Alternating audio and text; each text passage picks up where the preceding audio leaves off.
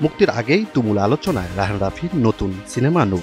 একটি চুমুর দৃশ্য ঘিরে সোশ্যাল মিডিয়াতে চলছে তর্ক বিতর্ক আর জলঘোলা।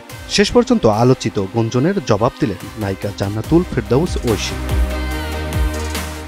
দেশের একটি গণমাধ্যমে তিনি বলেন, নূর সিনেমায় আমি অভিনয় করেছি, সেখানে একটি চুমুর দৃশ্য আছে, ওটাকে আমি শুধু অভিনয় হিসাবেই দেখছি। বাস্তবে আরিফিন শুভর সঙ্গে আমার কোনো ধরনের প্রেমের সম্পর্ক নেই।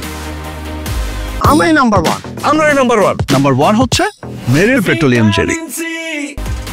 দর্শক সমালোচকদের এক অংশের অভিযোগ, প্রচারণার অংশ হিসাবেই আগেভাগে ছড়িয়ে দেওয়া হয়েছে দৃশ্যটি। এদিকে শুভ ঐশীর ব্যক্তিগত সম্পর্ক নিয়েও থামছে না কানাঘোষা।